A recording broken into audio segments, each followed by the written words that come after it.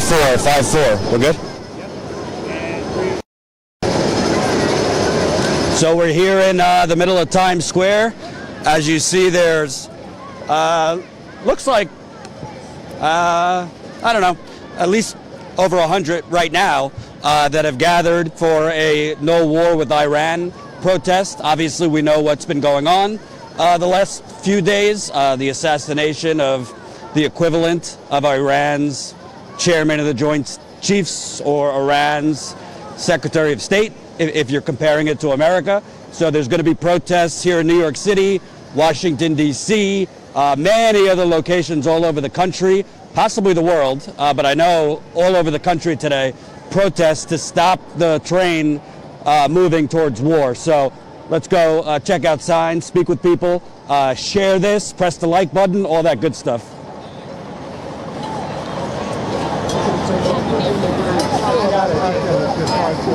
Two, two, two, two, two.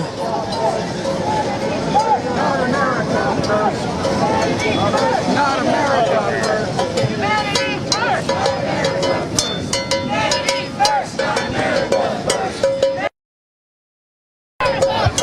Quite the sign here. War America. Statue of Liberty sign. Can you talk through that? Tell me about what are your thoughts and what were you trying to express with this mask and sign? America is the biggest arms seller in the world. The military manufacturers are incredibly powerful. War is just another business. Endless war is endless profit. And it's already starting to come out that there's the evidence for this attack was as razor thin as Iraq. They just kind of acted and then make up the evidence after the fact. Do we know who the contractor is? No. Do we know who he worked for? No. Do we even know there was a contractor who was killed? We don't know anything. They lie into wars every time. And do you think President Trump is doing this as a distraction for impeachment, for his record? He's sitting back and letting the military make decisions. This has been on the drawing board for years.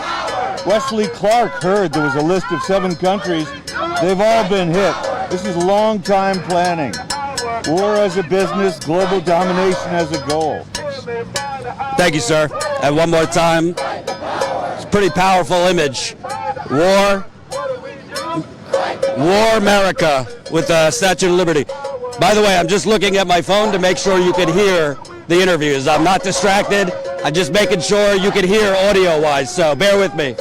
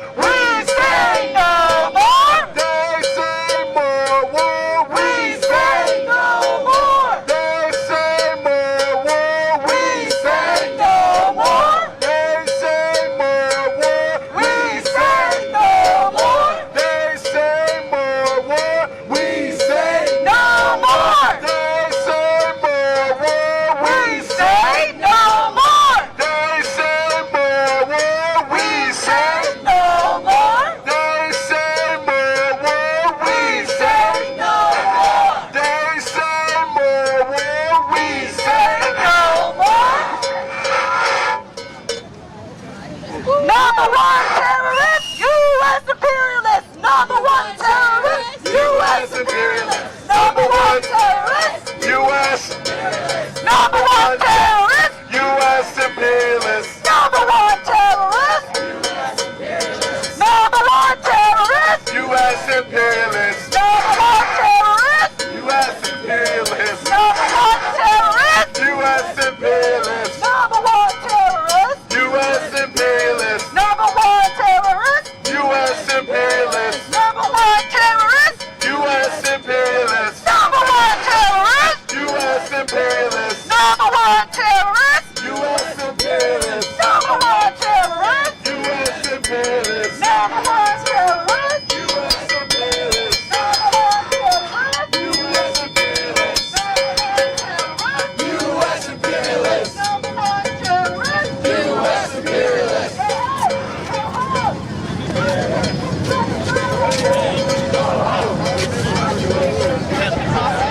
Folks, can I interview you for a second?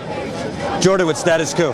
I cover your protests all the time, Great. Code Pink. Can you kind of talk to me? Obviously, the last few days have been chaotic. We're already starting to see, the evidence was razor thin. I'm now seeing reports on it's kind of deja vu to 2003. Weapons of mass destruction. That's all. We've lived through this before. There's no proof. This man makes up lies all the time. He hides truths. He makes up things all the time in the White House. So we know that this is a distraction.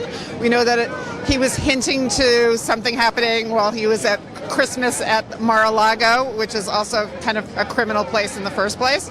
And this is just a distraction. So we don't want a war. We certainly don't want a war in Iran. This is completely needless. This was an assassination. And I don't believe anything that's coming out of 1600 Pennsylvania Avenue. You know what's interesting to me? The Democratic Party, I didn't hear anything. Trump quietly last year, he sent 1,500 troops to the Middle East to fight Iran in May. Then he sent 1,000 in June, so 2,500 troops sent to the Middle East to fight Iran. Then the Democratic Party just gave him $738 billion in war. I'm not saying it's all the Democratic Party, but this is kind of bipartisan. And then they say they're not bothered that we're actually assassinating a foreign leader like this, just that they didn't get permission from the Democrats. D.C. is a convoluted, messed up place these days. Things happen behind closed doors that we are never privy to. And shame on everyone for aiding and abetting what's just happening right now. What should people know? Because Trump is obviously kind of going to play that George W. Bush 2003, 2004 card going into re-election. You know, you have to support the troops. It's unpatriotic if you don't. Obviously, he's using this as a political ploy, too. What's your message to voters? Supporting the troops means keeping them safe and not sending them into needless wars. Thank you so much. Thank you. Appreciate it. So that's one supporter. Just so you know, I tweeted it out this morning, but just this morning, a reporter from the New York Times actually put out real news for once, saying that her sources in U.S. intelligence said that the evidence that the Trump administration and that Secretary of State Mike Pompeo cited to go after Soleimani, who, if you don't know, Soleimani was kind of the equivalent of Iran's chairman of the Joint Chiefs or the Secretary of State.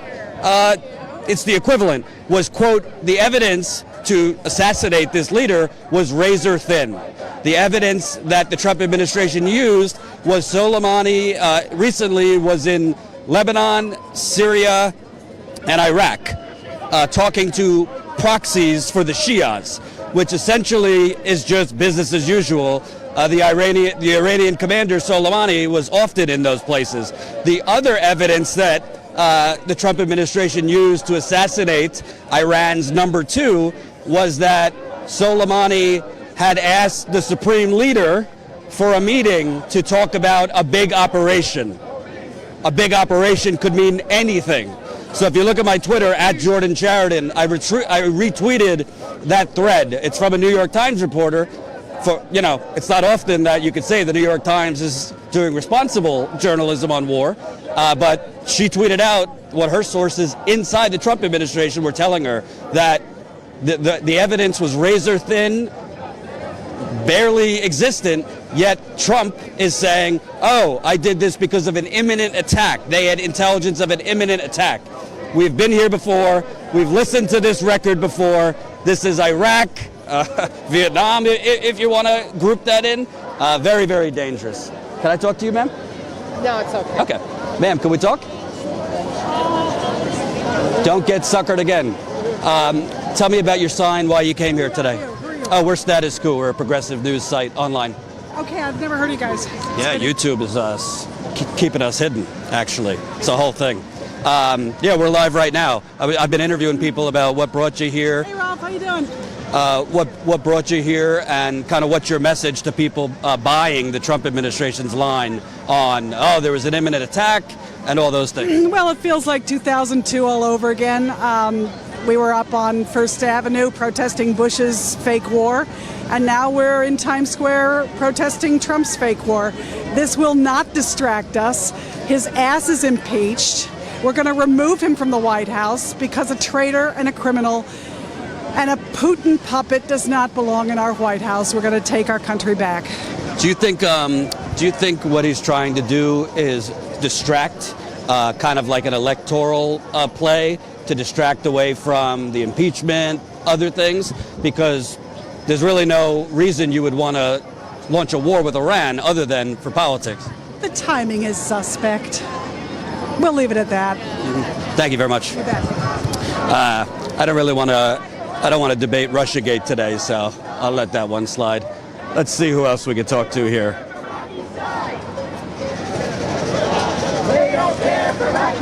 Can I talk to you, ma'am? Oh, sorry, I have to go. Okay. Let's see. Can I talk to you, ma'am? No? Okay. I like your sign. Stop bombing Iraq. Let's see. You got a minute, ma'am? Sure. I'm live right now. We're a progressive news site. I'm hearing from a lot of people. They feel like this is kind of Iraq, deja vu. Talk about that. Tell me about what do you think for people that are buying the Trump administration's line that the media is largely repeating, an imminent attack, all these things. Does this have anything to do with oil? Does this have anything to do with Trump trying to get reelected? Yeah, well, I still have my no war for oil button from back in, from way back during Bush. And yes, it absolutely does. Generally presidents, when they feel like they are embattled, in trouble, they figure, start a war and everybody will rally round. And I would say this time we know better. This time we're not going for it. And, he admitted it. He admitted it's a war for oil. So that's it. And what do you think? I see labor for Bernie. As far as I can see, Bernie and Tulsi Gabbard are the only people who have come out that are running that just unequivocally said, we shouldn't have done this. No equivocation. Oh, he was a bad guy, blah, blah. No. And that's one of the things is that we really need a president and a Congress. The president can't do it alone. We're going to need a Congress who can get rid of our bases all around the world. We're polluting the whole world. The bases, our military is the major source of pollution in this world. Pentagon's actually the biggest culprit behind the climate crisis and carbon dioxide. They are. So we need a candidate like Bernie who can speak to that. Even though the president, as he says, he can't do it alone. We're all going to have to stay active. After we elected Obama, we kind of relaxed a little, like that everything was going to be okay. It isn't. And Obama, as good as he was in a lot of ways, he started the whole drone system. And it's just horrible. Imagine if we had drones flying over New York, taking out, even if they were to take out Trump Tower, how many people would they get with that? Imagine for a second if Iran took out the equivalent of the U.S. Secretary of State, chairman of the Joint Chiefs of Staff, because that's what we just did to Iran when the evidence, where reports are, was not there, that there was an imminent attack. Right. There's no report of an imminent attack. And someone said to me earlier today, well, he was a terrorist. Well, unfortunately, we have our government acts as a terrorist. When we send drones to take people out, that's terrorism. And so unfortunately, there's a lot of terrorism in the world. This man is not the only one. And honestly, taking him out, probably 1,000 more will come up in his place. So I'm not defending him or what he did, but we have to get off this treadmill of thinking that the military is going to solve things for us, because it isn't. It's interesting. I think the United States is fine with terrorists if those terrorists are good for our business interests. Oh, yeah. Why aren't we trying to take out Crown Prince Mohammed bin Salman, who has murdered all these Yemenis? Oh, yeah, and he's become a bigger and bigger friend to the Trump administration. And Obama liked them too. Yeah. I guess they get taken in by his fancy parties and all that, but... And that Saudi Arabia funds a lot of our think tanks, politicians, companies. Right. Yeah, and I'm sad to see Israel aligning themselves with them, because really it's very dangerous for Israel, and it will only end up fueling more anti-Semitism, which we really don't need. You know, I mean, I'm not blaming the Jews for what Israel's doing any more than, for what Netanyahu's doing any more than I blame all the Americans for what Trump is doing. But we're the ones who have to put a stop to it. So that's my main thing. I'll just say I'm a proud member of the Communist Party, and this is our main agenda. Last question. What's your message? Because obviously Bernie is trying to bring out a lot more younger voters. Right. Younger voters are the ones, I mean, we're all going to suffer, but younger voters, if there's a war, forget it. Right. What's your message to younger people who might never have voted, or first-time voters, with all this going on? When you think there are candidates who can really make a difference, there are people who really want change, where it's not the same old, same old. And if you fight for them, we can have it. The world is ours to win, let's say it that way. What's your name? Tina. Thanks, Tina. Appreciate it. Thanks. So we see signs, Trump in jail, don't get suckered again, no war on Iran. How you doing? Sir, can I speak with you? We're live. Come on over. So another war to fight, question mark? Oh, we're a progressive news site on YouTube. We're live right now. We're interviewing people. So you know what's interesting to me? Trump and Pompeo, they are talking like Dick Cheney, Donald Rumsfeld, imminent attack. Pompeo talked about that there's people dancing in the streets thanking us, which is very similar to Dick Cheney said we'll be greeted as liberators. It seems like they just kind of took the old textbook out from the Bush administration and are repeating it. Want to buy a bridge? No, I don't want to buy a bridge.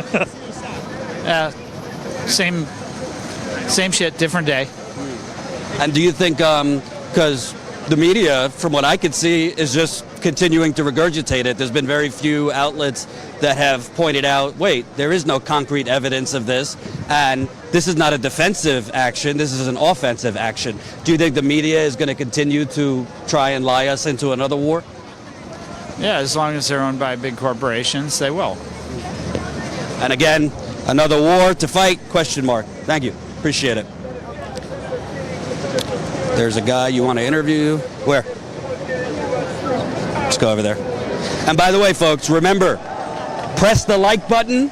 You got to press that like button. This is a super chat. Help fund our reporting. But the more people that press the like button, it's a thumbs up button right under the video, the more it will push up the video and get it out on YouTube. Did you get a holiday? I did. Great. Let's discuss like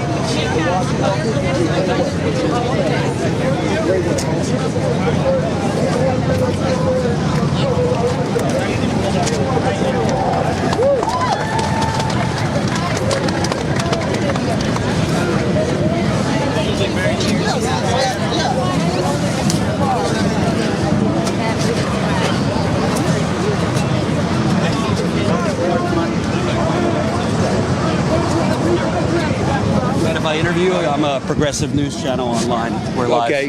Great. So I see you're a veteran, and I love your flag with all the corporations. That's the new America.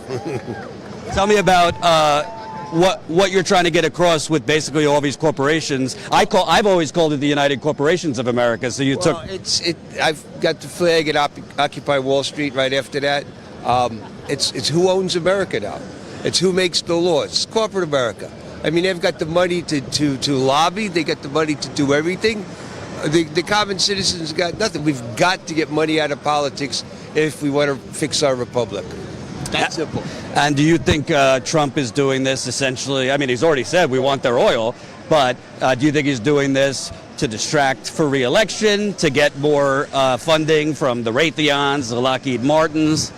Well, Eisenhower said it the best, I think, in 1954 or 56 when he was leaving office. Beware of the military-industrial complex. The military-industrial complex is what fuels our economy. If we don't buy bullets, bombs, and planes and warships, we don't have a viable economy. So up until the time we stop that, we will never have a viable economy. That's simple. And what they're doing right now, it's almost like setting your house on fire, you getting out, and then you retaliating, and us saying, well, they're coming after us, forgetting the fact that we initiated it. It's like we continued to do this offensive actions, not defense, and then when other countries retaliate, our propaganda machine, which is the corporate media too, say, well, we're just defending ourselves. Well, we're selling war, and the average American doesn't look past the headlines. They sold the Iraq War. The Iraq War was based on lies. Vietnam was based on lies. And if you try to tell people what the history of Vietnam, Iraq, and all the rest, they don't want to hear it. They put their hands over the ears and go la la la la la la la. So the only way you're going to change this never-ending is you've got to seriously sit down and educate people.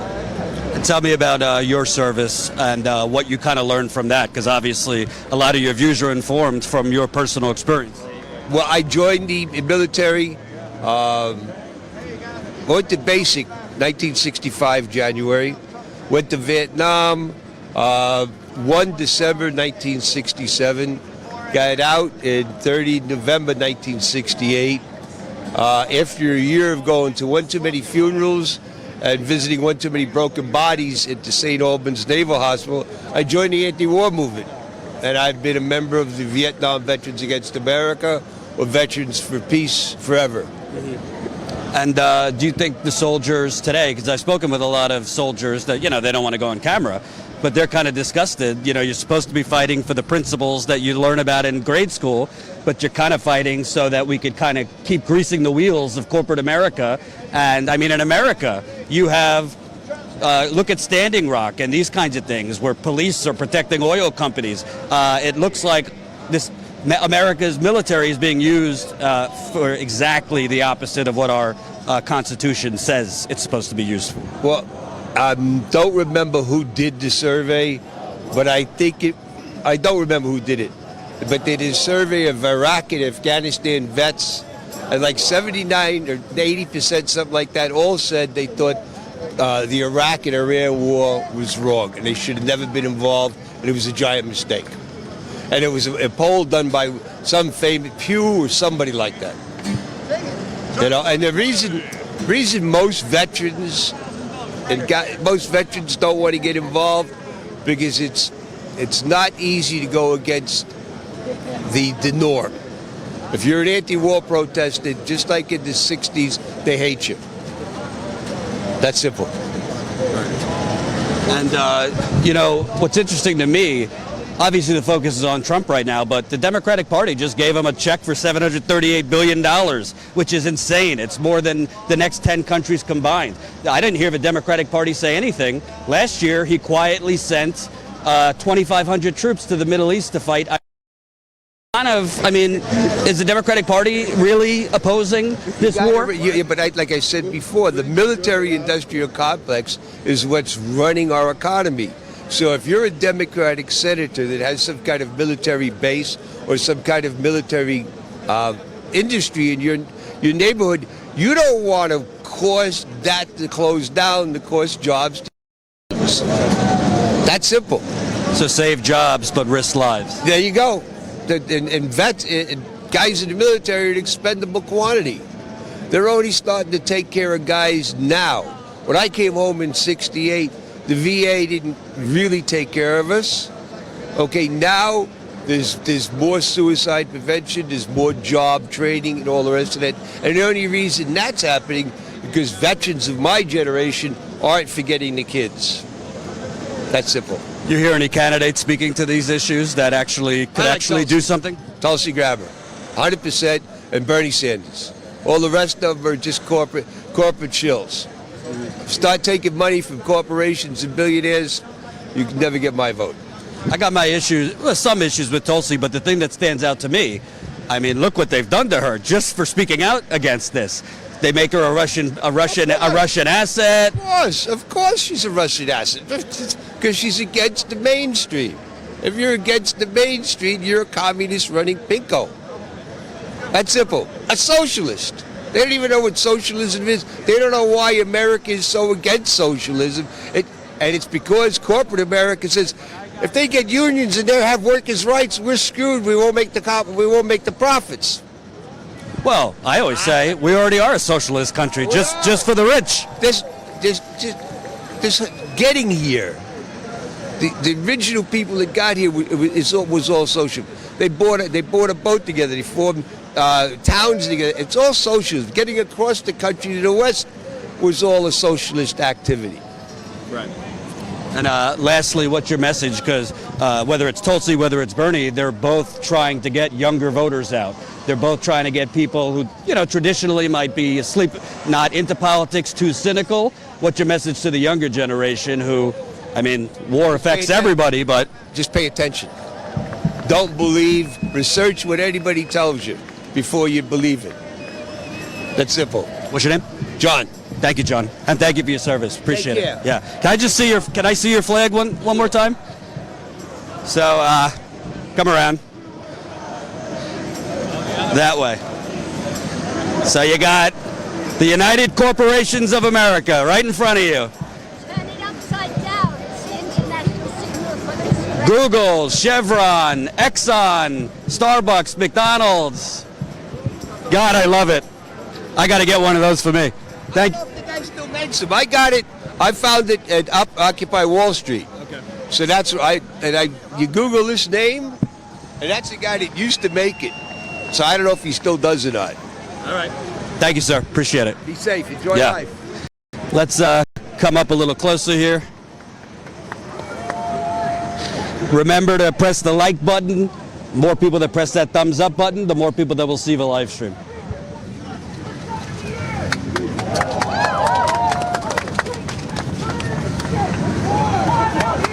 Every single time the American empire rears its ugly head.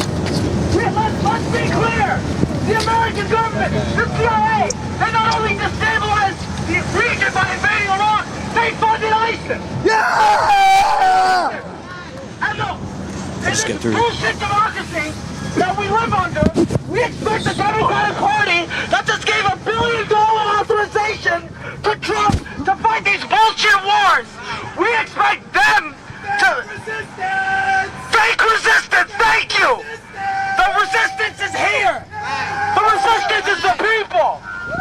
We're not gonna rely on politicians to save us. We gotta be out on the streets. That's right. I'm old enough to remember being out against the Iraq War. That's right. We had 500,000 people out on the street. We need 10 times that much to put an end to these bullshit imperialist hijinks. Yep. No rest, no quarter for the imperialist bastards. Absolute solidarity to the good people of Iran. Fight the rich, not their wars. Fight the rich, not their wars. Fight the rich, not their wars. Fight the rich, not their wars. Fight the rich, not their wars. Fight the rich. Fight the rich. Fight the rich. Not their wars. I really appreciate the sentiment that we need to grow this movement. And I think now is the time for us to be clear. I'm clear. I want to know if you're clear that we're making it today, not to let this just be a one-day, one-off, not a moment, but a movement. That whenever we leave here today, tell somebody you know who wasn't here that you came. Tell them why you came. And make sure they come and that they bring someone else. This is a each one, teach one moment. Some of us know, some of us don't. Some of us are apathetic, some people are scared, but we are a force that cannot be denied if we stand up and we raise our voices.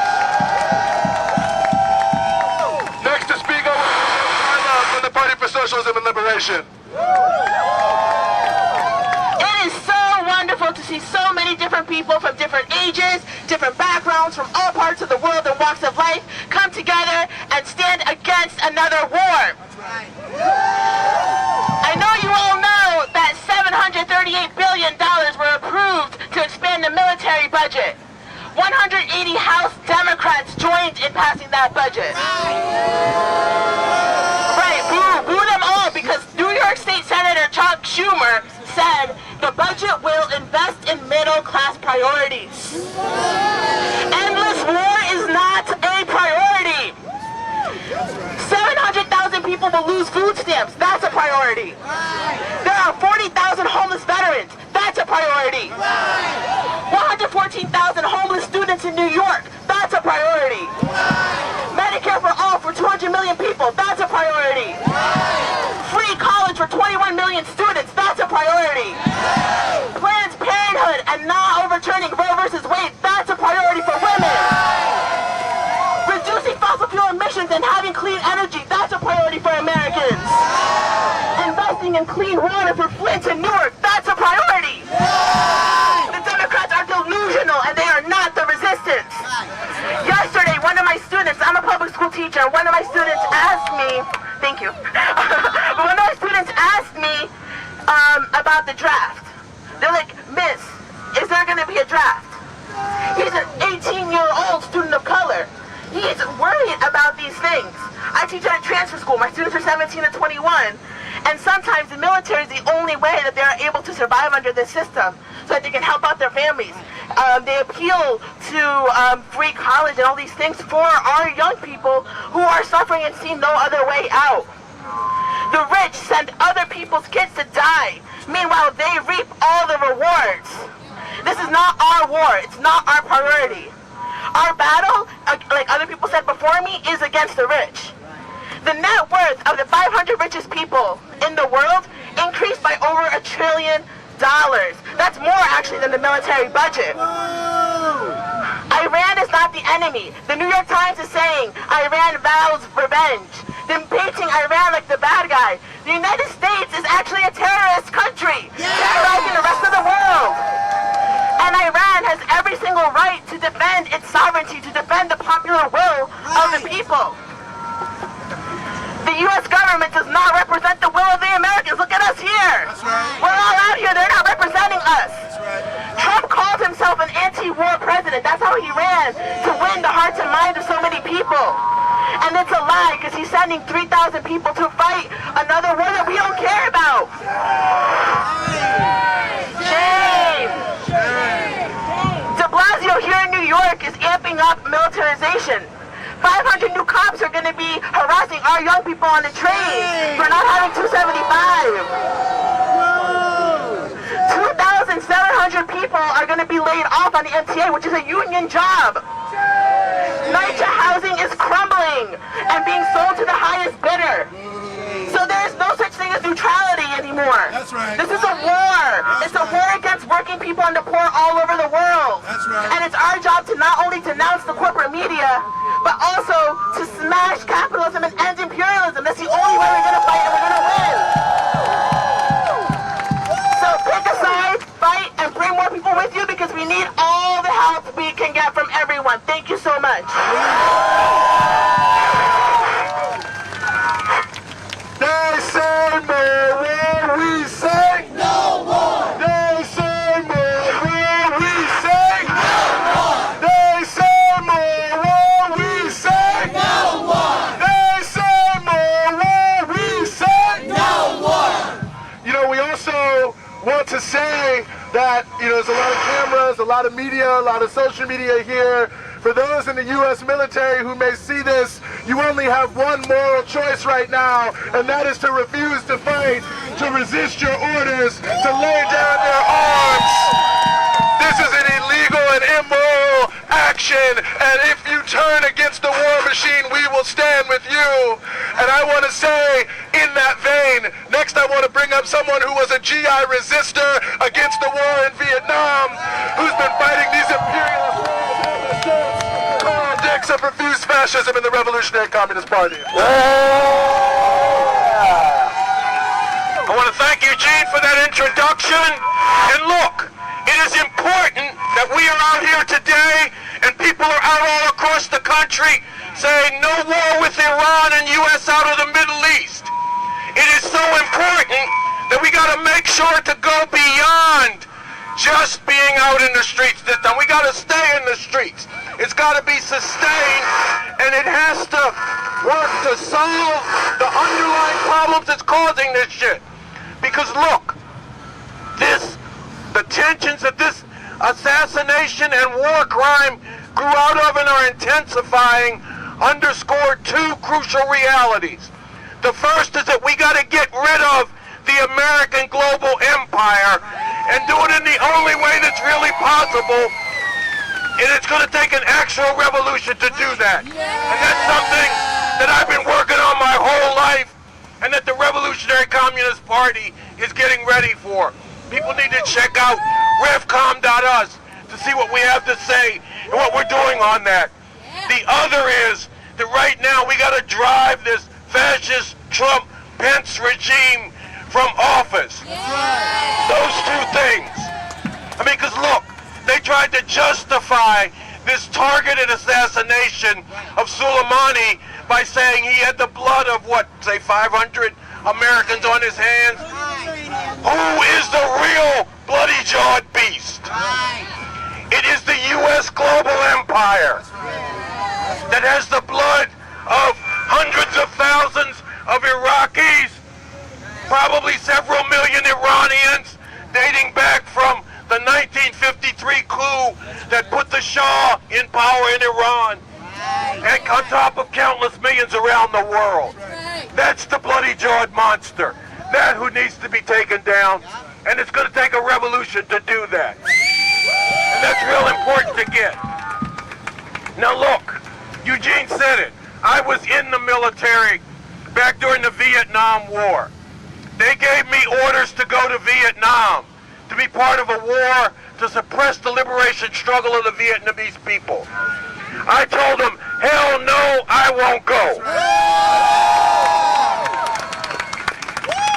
And if I had the chance to do it again, I would, because it was the right thing to do then, and it's the right thing to do now.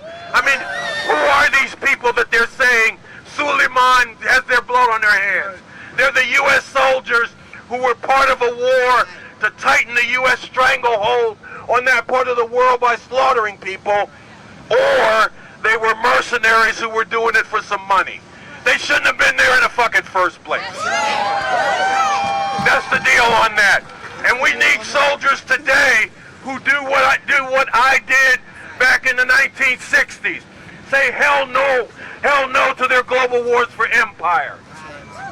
So look, I want to close this down by saying driving out the Trump-Pence regime is an important part of what you need to do.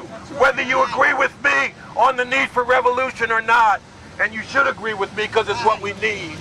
But if you ain't ready for revolution, we still got to drive this regime out. I was part of creating the Out Now movement with Refuse Fascism, and we're having an organizing meeting tomorrow at 2 o'clock at 112 West 27th Street on the second floor. Details are on this flyer here. Get one. You're invited to come. And we got to meet more often in the streets. That's right. Because we protested at the start of the Iraq War in 2003, but we didn't stay in the streets. We got to do that. We got to learn from Puerto Rico. We got to learn from Hong Kong.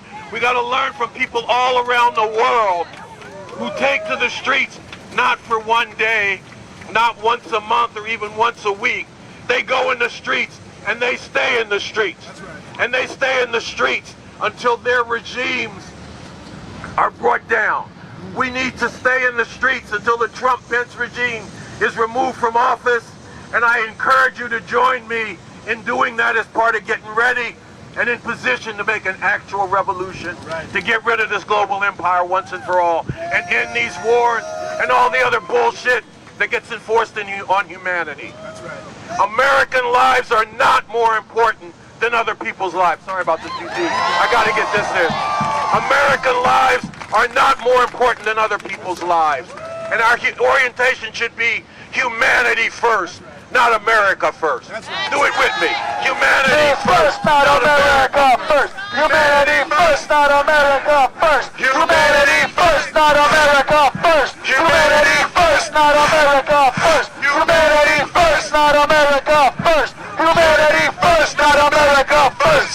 Humanity first, not America first. Humanity first, not America first. That is a very, very welcome sentiment, because we also can't forget that our planet, quite frankly, is under existential crisis right now. Just look at what's happening in Australia. The skies have been turned red. 500,000 animals have been wiped out and gone extinct. That if humanity doesn't come together and stop this imperialist, fossil-fueled war machine, just massive, I don't even know what to call it at this point, globe-destroying octopus, I guess, that we're all facing unbelievable and existential dread. So thank you again, Carl. And I want to just note real quickly, I know it's not a book club, but, for those who may be confused when we say that the U.S. imperialists have blood on their hands, if you don't understand that, I would suggest, or if people don't suggest, I would suggest you suggest to them that they read the book Murder Incorporated by Mumia Abu-Jamal,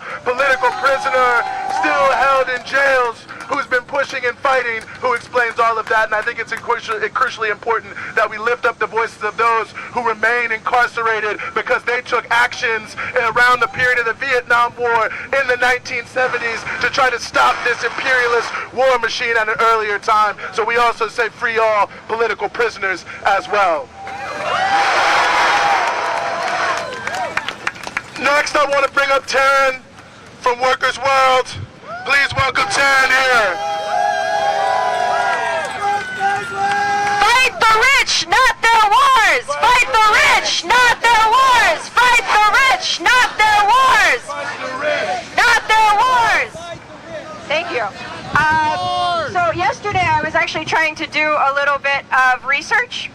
And I went to the New York Times archive and I tried to find out more about this U.S. embassy. And would you believe that they didn't write one damn word about it between 2012 and last week? That an embassy that is the size of the Vatican, right, which has tens of thousands of people working there, you didn't hear one word about it until all of a sudden the Iraqi people were righteously taking back what was theirs, right?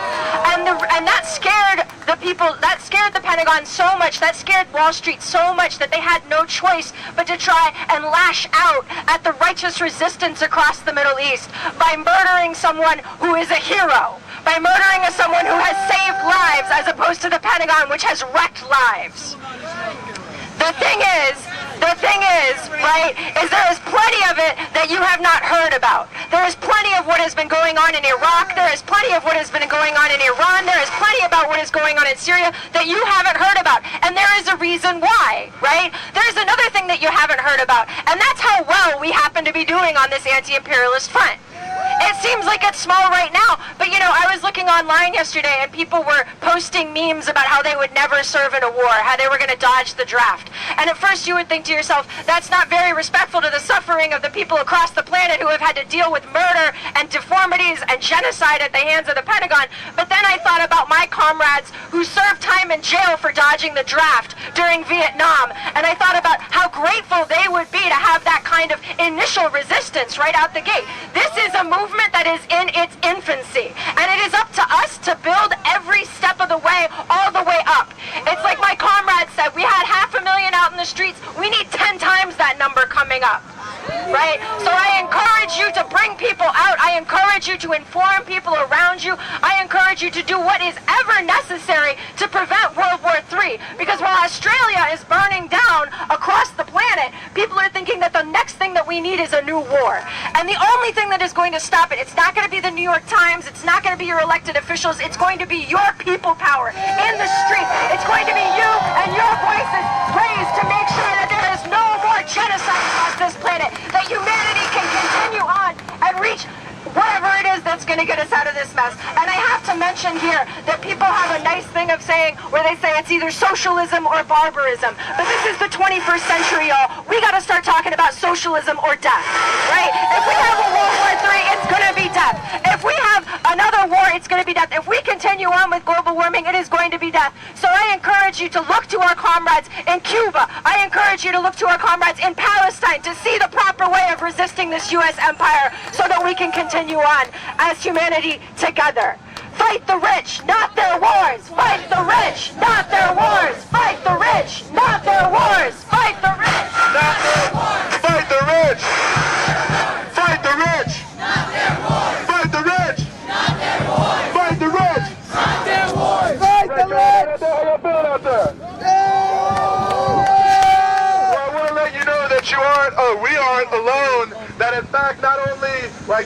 72 including us. There are 71 other cities in the U.S. demonstrating today. Everywhere from Maine to Minneapolis to Birmingham, Alabama. I don't have it all in front of me. Those are just some I mentioned off the top of my head. But every region, every area, every time zone, there are people who are coming out to stand with us and to stand together to build a movement against these destructive imperialist wars. So we have to recommit that we will continue to fight and continue to build, not just here in New York, but everywhere around the country. Tell everyone you know, everywhere they live, that the struggle is on and that we will not stop until all the troops are out and out now. Little feedback there. Next, I want to bring up Jessica from the Freedom Road Socialist Organization.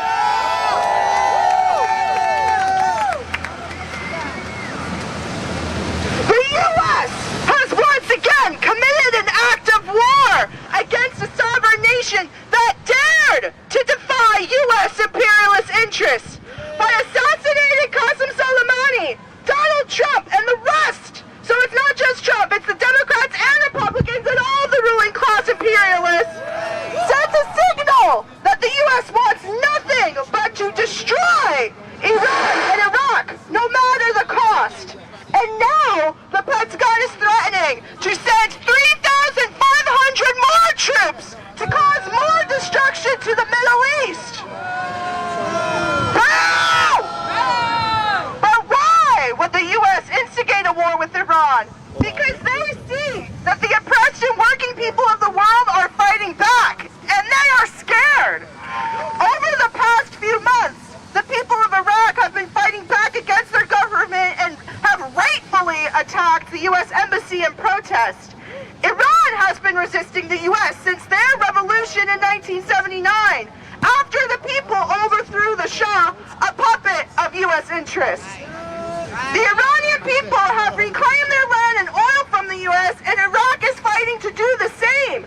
But the U.S. doesn't simply invade countries for oil. They want to have their filthy hands entrenched in every country it can in order to make the capitalists of the world richer while the workers and oppressed people suffer. We right now are in a time of rebellion. It is not the time for cynicism and nihilism.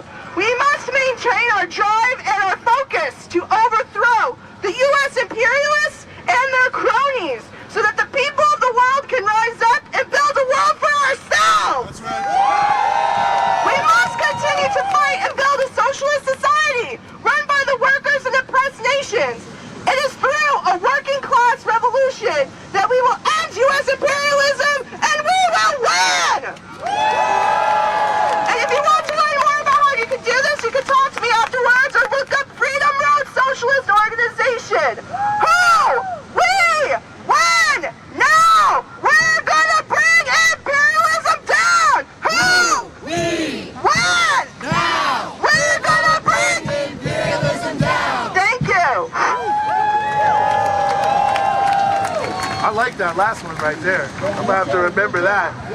I really also just want to appreciate that sentiment because I think a lot of times we do get demoralized, but I think we have to constantly remind ourselves we can do this. Like, we can do this. We can win. We believe it. That's why we're here today. So, to close us out before we march, next I want to bring up Sierra Taylor from the People's Forum. What's up? What's up? Happy New Year! Y'all are lit out here. Who would have thought we would have started off our new year, our new decade, with this bullshit? Who would have thought we would have woken up on the first day of the fucking year to see posts about we're going to war? We're going to war? Hell no! Not me! Not me! Let me hear, not me! Not me! Who here thinks their life is more important than someone else's life? Not me! Not me! Who here believes in starving poor Not me. Not me. Who believes in dropping drones on innocent people? Not me. Not me. Who's gonna fight on behalf of the greedy corporate class? Not me. Not me. Not me. And yet, we see people on social media making fun, making jokes about how we're going to war. Twerking to showcase the injustice of the war. What the fuck? This is not the values of the working class in the United States of America. This is not what we believe in.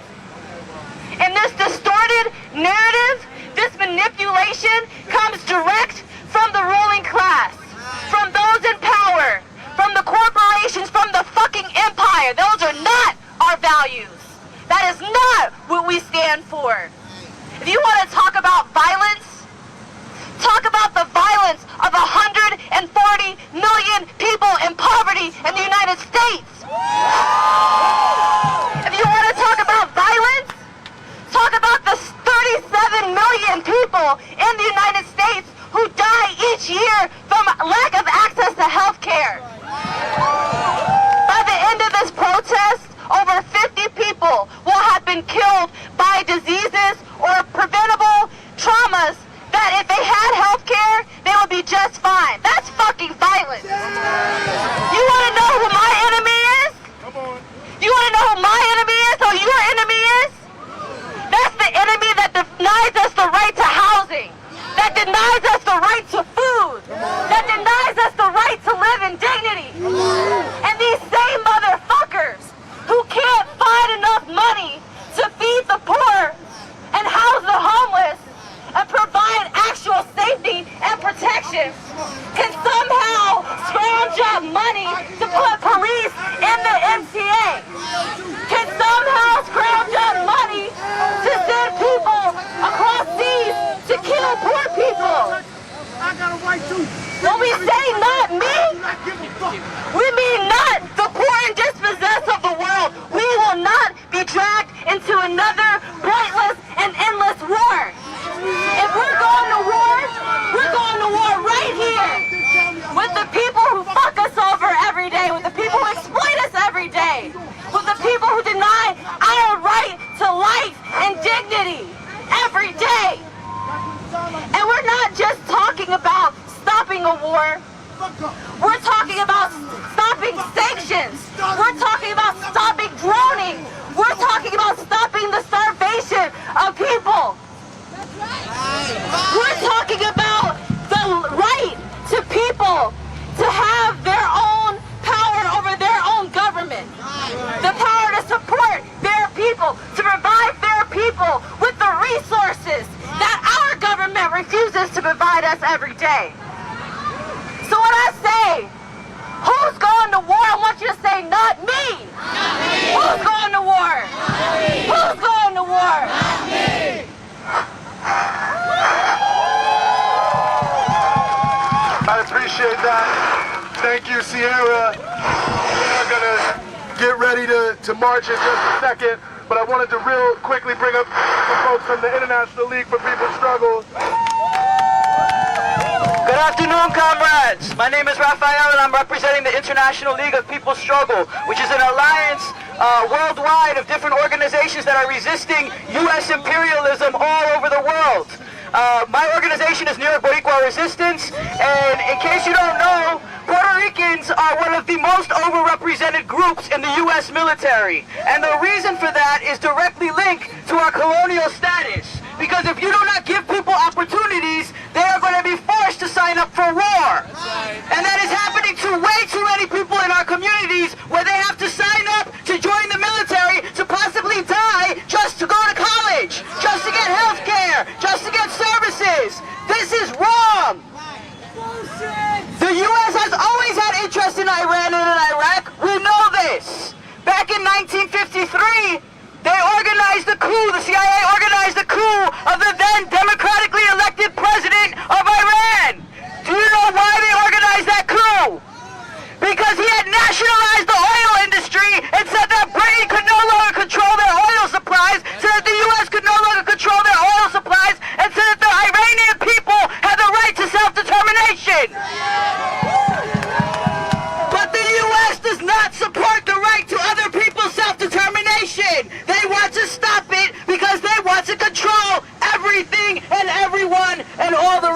promises. So today we stand in solidarity with the people of Iran. We say no to war. We say no to any more wars of U.S. imperialism and aggression anywhere else in the world. From Iran to Palestine to the Philippines, stop the U.S. war machine. Thank you.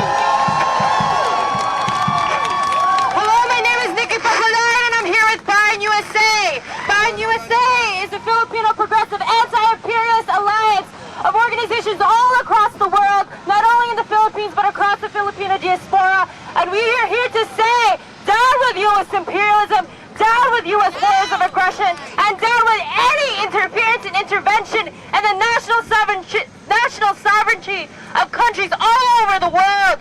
We understand that the airstrike and all military attacks in Iran are an attack of the people's sovereignty and of U.S. and international law, that this U.S. military aggression is fueled by the drive to expand control of oil and all other resources just to boost the profit of the U.S. military-industrial complex. This is not a warning. This is a desperate attempt on behalf of the warmongering government that are facing challenges of a heavy election year in the face of an ongoing impeachment campaign. This is an attempt to consolidate the support of U.S. monopoly capitalists of the ruling class because they have nothing left. So as with all imperialist wars, the ones being launched and planned by the U.S. regime, by the Trump regime, will victimize the working class, the working people in its target countries from Iran to the Philippines, and use American youth from working class backgrounds here as fodder for its imperialist agenda. So therefore we call on all people, Filipinos here, from the U.S. to the Philippines, all people who stand against the imperialist agenda, its economic and military agenda, to fight the U.S. now. Our unity is important now more than ever. Thank you. Y'all ready to march a little bit out here? I said, are y'all ready to march out here? I said, are y'all ready to march out here? I guess the sound system is also ready. We're gonna march out this way, so follow these banners as we go in this direction. No justice, no peace. No justice, no peace. No justice, no peace. You lead the way. You lead the way. Yeah. No peace. We're live. Okay. I saw you chanting along very, very passionately. You got your Bernie sign. What stood out to you the most? So many people. What stood out the most? Out of Iran and out of the Middle East altogether.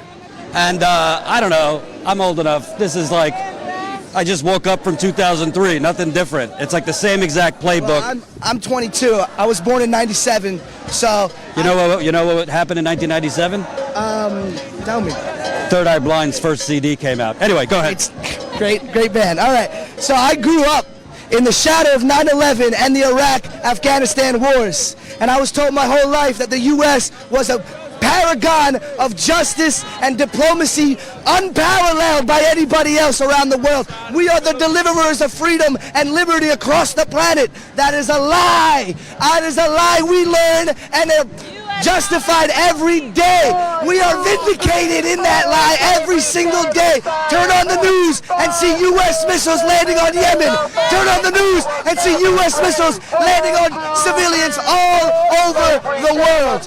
No justice, no peace. Get our troops out of Iraq. Very obviously you're passionate. You know what's interesting to me? Why aren't we taking out Crown Prince Mohammed bin Salman? If we're so worried about terrorists around the world, is it because we could get his oil?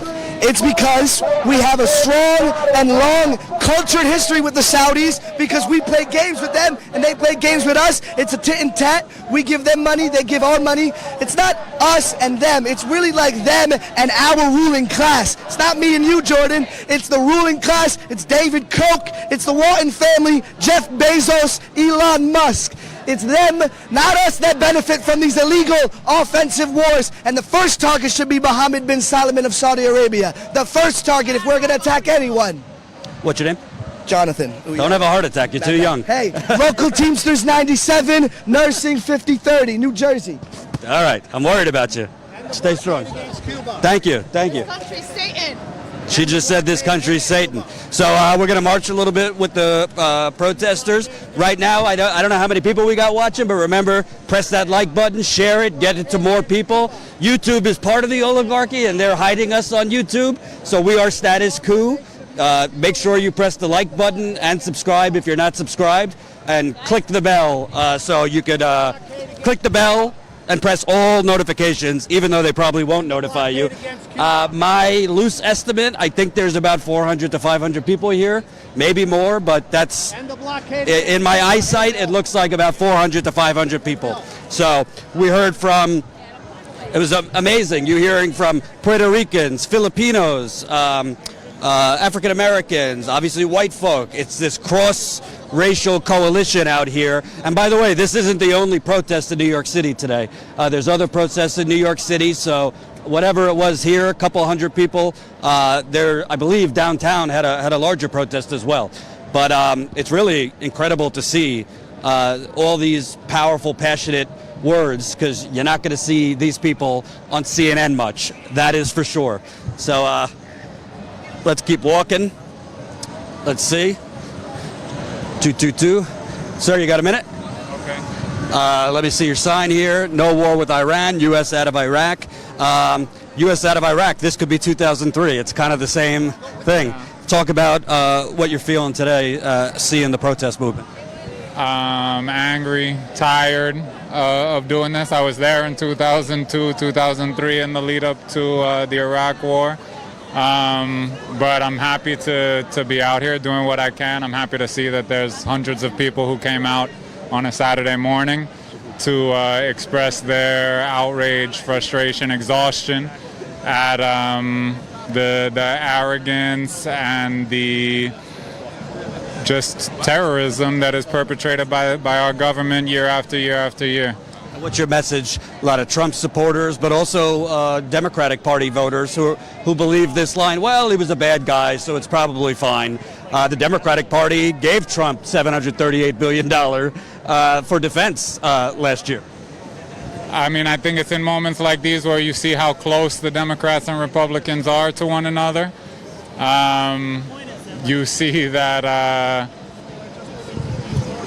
whose interests are really being served here, and why should I believe that this person was bad? Because the corporate media says that. They've lied over and over again. It was pure lies to get us into Iraq. Every other imperialist adventure that we've been on is based on lies. They're lying about what's going on in Venezuela, lying about everything. So why should I believe this one? Thank you, sir. Come on over, man. We're live. I'm your YouTube fan. Oh, thank you. Tell me, what are you thinking today as we see what could be us just waking up from 2003? Not much has changed. Well, it's the first anti-war demo of the decade. And this is basically the first step. And it's been long overdue because the anti-war movement, in my opinion, needs to really stay on top,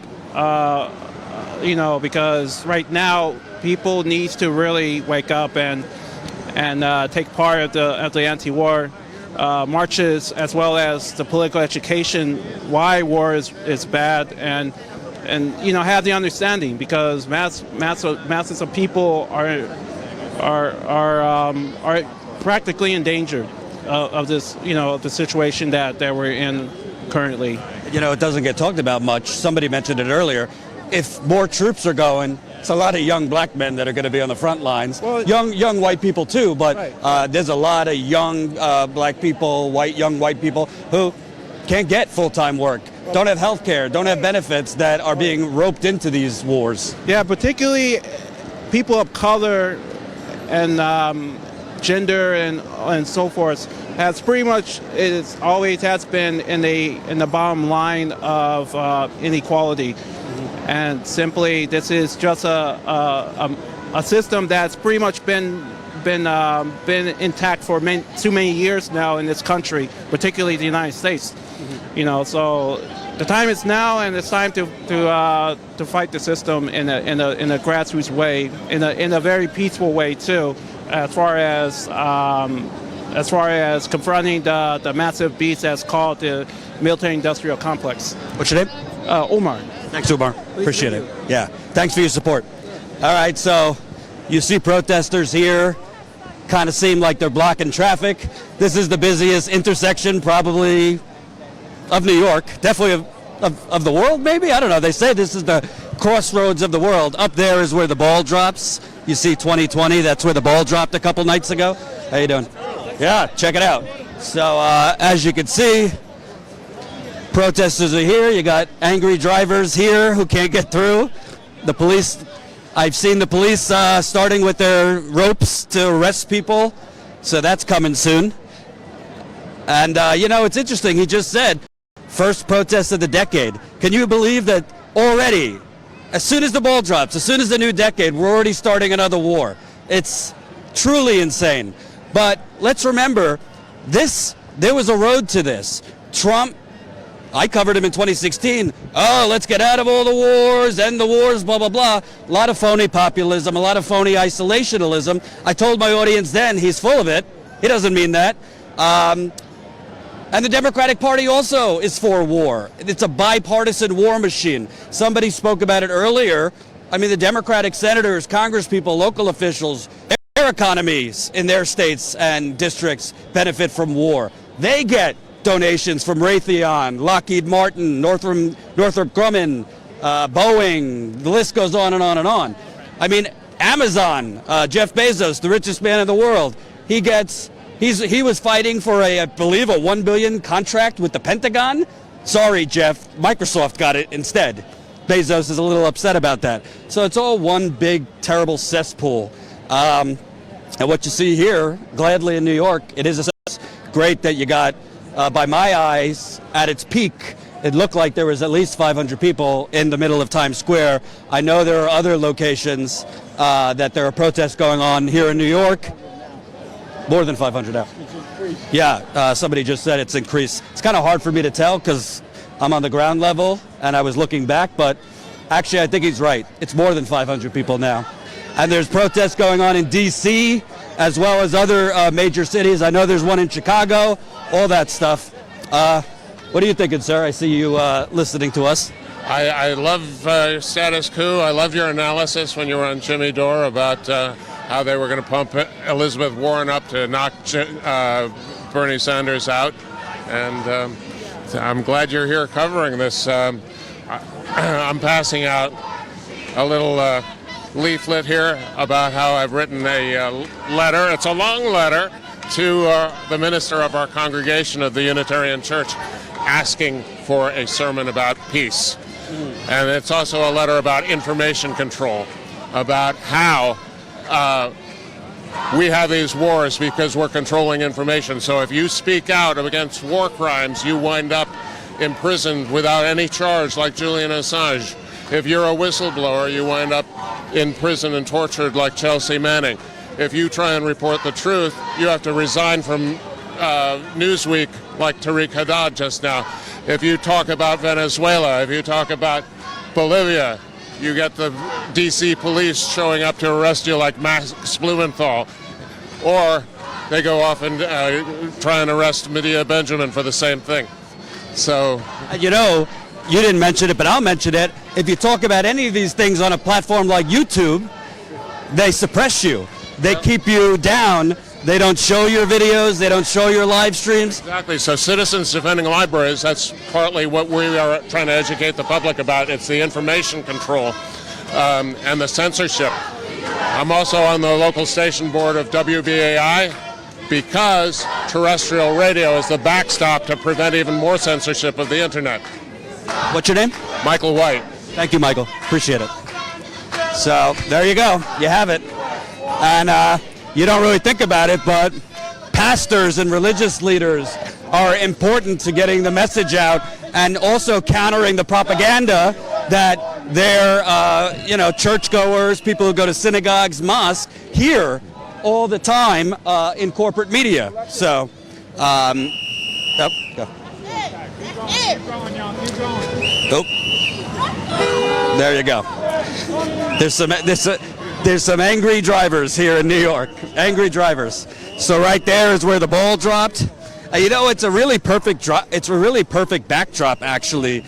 This protest, because they're protesting war in the middle. It's like the dome of capitalism. Times Square is the dome of capitalism. Times Square is literally like the epicenter of all of this criminal corporations, and they're just like in their backyard. So, gotta love it. Gotta love it. Let's try to get up closer. And remember, share this video.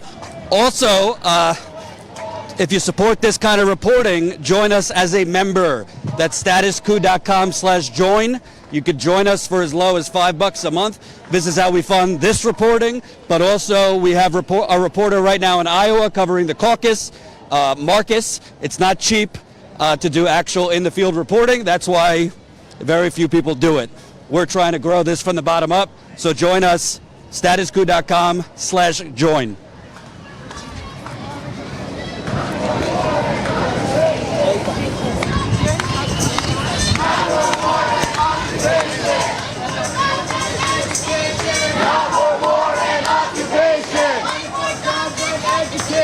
Not for war and occupation.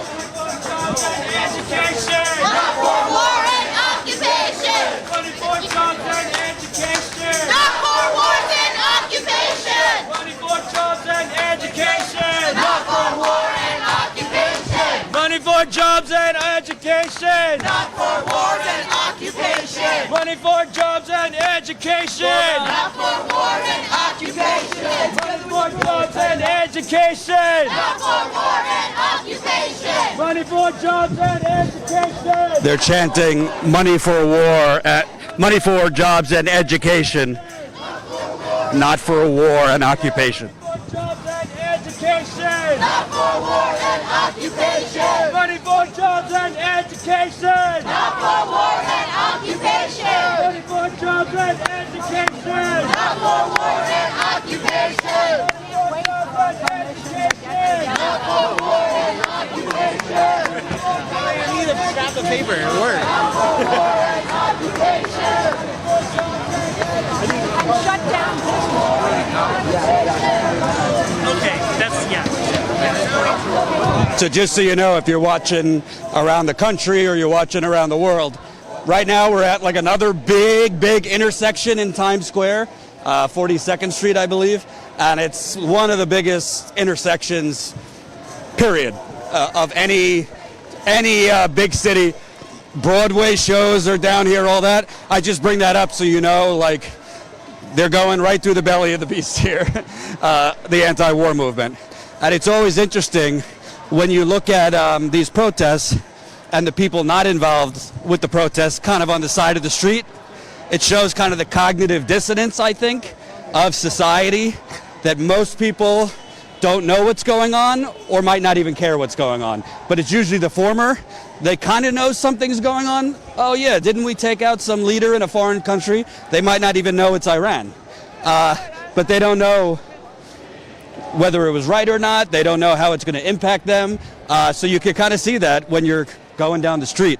Do you notice that when you're kind of walking down? Obviously you're shooting it, but basically ongoers looking on like, wait, what's going on? Basically, they look and feel stupid because they can't join. They're not compelled to actually be a part of the protest. It's very interesting. There's smiles and half smiles. That's Jamal, who's behind the camera for us, Jamal Jones. So we'll go on a little bit here.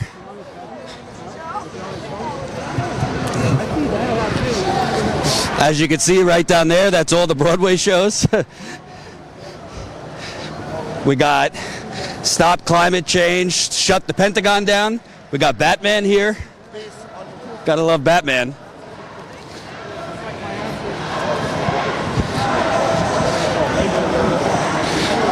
It is.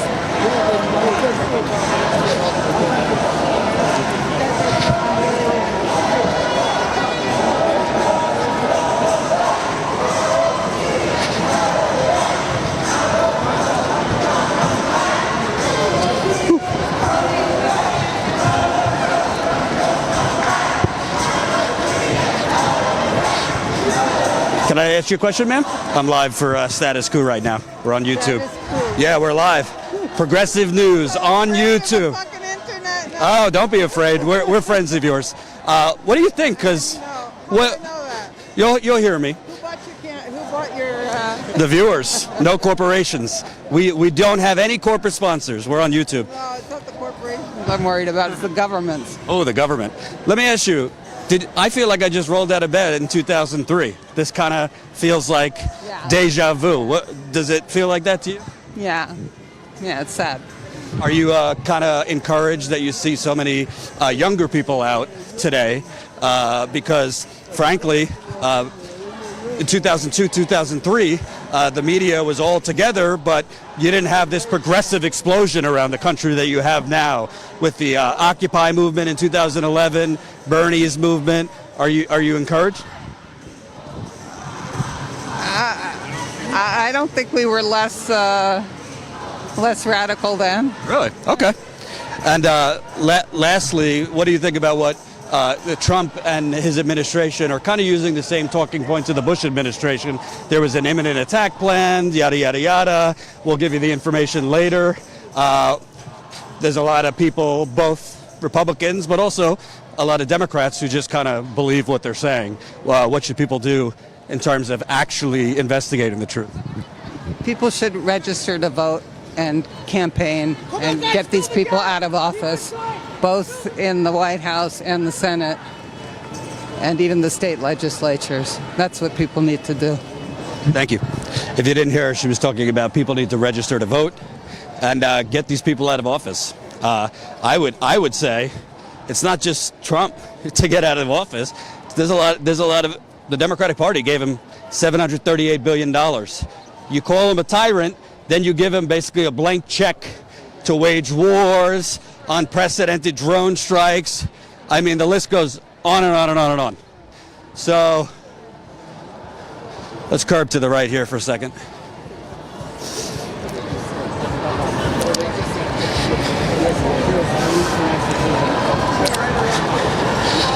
So I just want to kind of show the people marching here. You got no blood for oil signs, no to empire, no to war. They're still coming down from the back. We're going to wrap up soon anyway, so that's why I came over here. But I wanted to march for a little bit because what I think's kind of interesting at these protests, there's always a lot of people at the most concentrated part, but then it kind of splinters a little bit, and people go home, people go and do their daily activities, and that's kind of whether it's gun control protests, climate control protests, that's what kind of corporate America, the military-industrial complex depends on. That, all right, let them have their protests, but they're not going to do anything after the fact. They're not going to march. They're not going to join local groups and organize. They're not going to, go set up daily protests. They're not going to occupy like Occupy Wall Street. So to me, as important as these protest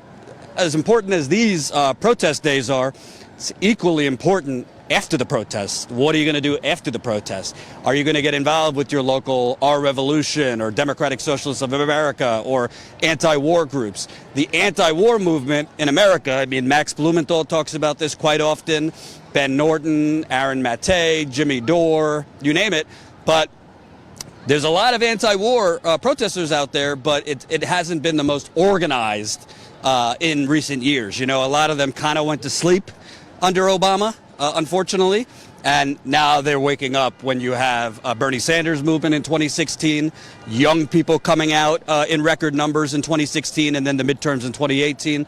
There's more young people registering. So just like you look at kind of the organizing around the Sunrise Movement and climate activists, which has forced climate change, which I'm beginning to call the inferno. Look at Australia, look at California, look at the Everglades in Florida. Climate change is kind of not appropriate as far as the term. It's really an inferno at this point, and it's coming everywhere. And by the way, the Pentagon is the biggest emitter of carbon dioxide in the world, is the Pentagon. So all these wars are making, hey, Ben Norton, I was just talking about you. Can you come here for a second? Sure.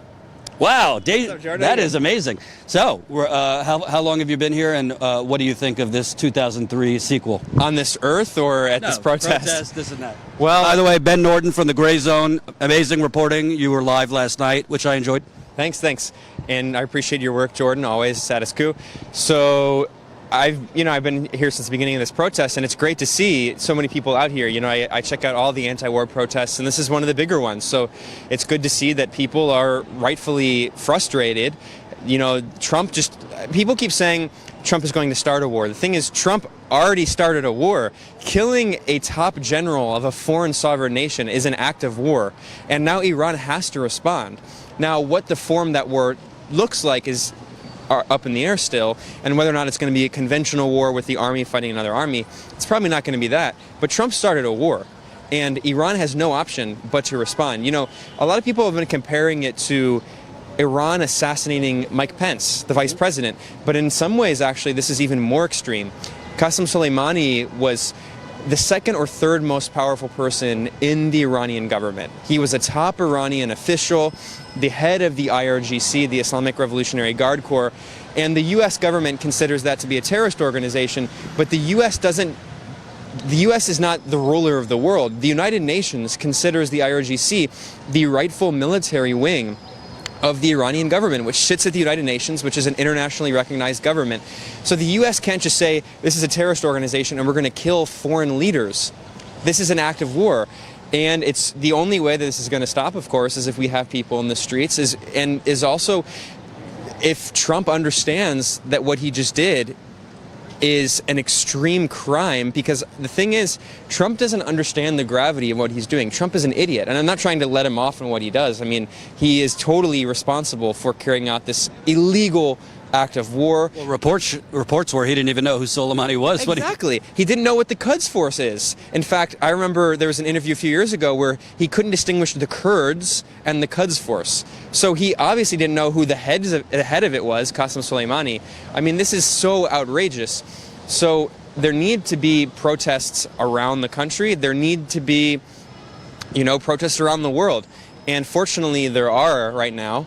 But we also need a Democratic Party that's going to stand up against Trump, because we saw a great statement from Bernie Sanders. Elizabeth Warren's statement was pretty bad. He was a bad guy, but... he was a murderer. And it's like, wait, so generals... There are generals in the world who aren't killers? Like, what? Their job is they're the head of a military, and it's like, who are they killing and why are they killing them? There's this idea that Soleimani was a terrorist. No, first of all, Soleimani helped to lead the fight against ISIS. And were it not for Soleimani and were it not for Iran, ISIS would have taken over probably all of Iraq and potentially Syria as well. So that needs to be acknowledged. Trump is trying to take credit for destroying ISIS. The U.S. And Al-Qaeda he went after, correct? Absolutely. Because the thing is, ISIS and Al-Qaeda, the people they hate more than anyone else in the world, are Shia Muslims. Iran is a Shia majority country. And they see Shia as apostates and have committed genocide against Shia. If you actually look at the majority of ISIS and Al-Qaeda suicide bombings of mosques, they're Shia mosques. So Iran, of course, as a Shia majority country, sees ISIS and Al-Qaeda as an existential threat, much more of a threat than we see ISIS. So Iran was a leading force in defeating ISIS. Trump is trying to take credit for it now, but the main forces who defeated ISIS were Iran, Syria, Hezbollah, and Russia, all the big boogeymen, the bad guys, right? So we have to push back against this idea that Soleimani was a terrorist. Yeah, he did kill people because he was the general who helped lead an army, and he was killing other soldiers in a war. That's what every general does. But he was also, in many cases, killing soldiers in a war that the United States started in Iraq. Exactly. And the U.S. invaded Iraq in this illegal war, and everyone knew that Iran was the country they were going after. In fact, Wesley Clark, a top U.S. general, famously disclosed that the Bush administration had drafted a list of 7 countries in 5 years they wanted to attack, and the top of that list, the cherry on top, was Iran. The U.S. has been at war, unofficially, undeclared war with Iran, and Trump basically just declared it. And the sanctions that Trump imposed are almost never mentioned by mainstream corporate media. These are illegal sanctions after Trump unilaterally and illegally tore up violated, sabotaged the nuclear deal. This is a deal that was negotiated over years by the international community, and the other signatories of the nuclear deal are still abiding by it, including the entire European Union, and that's also France, the UK, and Germany, and also Russia and China. All of these countries and Iran are still abiding by the agreement. It's only Trump that sabotaged the deal, and then he reimposed sanctions, which made the whole reason that Iran agreed to the deal was to lift these suffocating sanctions that were hurting Iranian civilians and resulting in mass inflation like in Venezuela. I've seen the horrible economic impacts. The only reason they wanted to have the deal is to lift the sanctions, and then the U.S. reimposed sanctions. So what's the point of the deal? And then Trump criticized Iran after a year for violating the agreement, even though for a year Iran was patient and continued with the agreement. So at every stage, Iran has shown maximum restraint, shown diplomacy, and shown patience. And Trump has continued violating every single international norm, violating international law, and imposing more and more forms of unconventional warfare on Iran. Cyber war has been acknowledged, economic war, and then now military war. You know, it's interesting to me when you look at Warren, I mean, obviously Biden, Klobuchar, all of these corporate, servants. I didn't hear any of them say anything when Trump sent 1,500 troops to the Middle East in May to fight Iran, another 1,000 in June to fight Iran. That's 2,500 last year. There was no real attention to that in the media. I heard Bernie talk about it. I heard Tulsi talk about it. But the road to this was paved, I mean, obviously by picking Bolton, who is no longer there. But the road to this was paved in 2017, in 2018, and in 2019. I didn't hear the Democratic Party do anything other than here's $738 billion. I mean, what did they think was going to happen? And the condemnation of it is not, oh, we just assassinated illegally. Basically, like you said, I was calling it the Joint Chiefs of the equivalent of the Joint Chiefs of Staff. So that's why I need an expert, essentially the vice president and higher. I didn't like how. Isn't the Democratic Party just kind of like complicit? They didn't drop the drone, but they're paying. They gave him the checks to do it, and they have not gone after him on his hawkishness on Iran. It's not just that. This is very important. First of all, quick point. It is the head of the Joint Chiefs of Staff, the head of the military. That is a good comparison, but it's actually more, because the thing about the military in Iran is the military is a very significant force. The IRGC is one of the largest landowners. It owns a huge chunk of the economy. Qasem Soleimani was a major figure in Iranian politics, and also he's the most popular figure in Iranian politics, more popular than the president. A University of Maryland poll found that he had an 82% approval rating among the Iranian public. But Mike Pompeo told me there's dancing in the streets. No, exactly. I mean, that is ridiculous. And there's also, by the way, that was an Iraqi video, and there's quite a bit of evidence that suggests that an Iraqi media mogul paid people so that he could film that, of people claiming that they're protesting against Iran in the streets and supporting this attack. But anyway, getting back to a few things. The illegality of it. This is not just my opinion. The UN Special Rapporteur on Extrajudicial Executions. So the Special Rapporteur at the UN is the top expert. This is the top expert on extrajudicial executions. She said openly that this violates international law. And this is obviously a blatant war crime, and it's an act of aggression. It's a crime against peace, which is one of the highest crimes in the international court. This is starting a war. And so getting back to the Democratic Party, it's not just that Elizabeth Warren's statement was awful, Biden's statement was even worse, and then the worst of all was CIA fanboy Pete Buttigieg. I mean, I'm so bad. Which, by the way, the Gray Zone's done great investigative pieces basically showing you that Buttigieg was kind of hatched out of the CIA. The intelligence agencies, the think tank. I mean, it's all of the national security state, which is why over 200 members of the deep state, the national security state, have already endorsed him. This guy who is little known, and I need to commend you all and Jordan for going to Indiana, South Bend, and looking into the racism of the police and like this KKK stuff they've been doing. It's so crazy, and no one else is covering it. So I commend you all, status quo.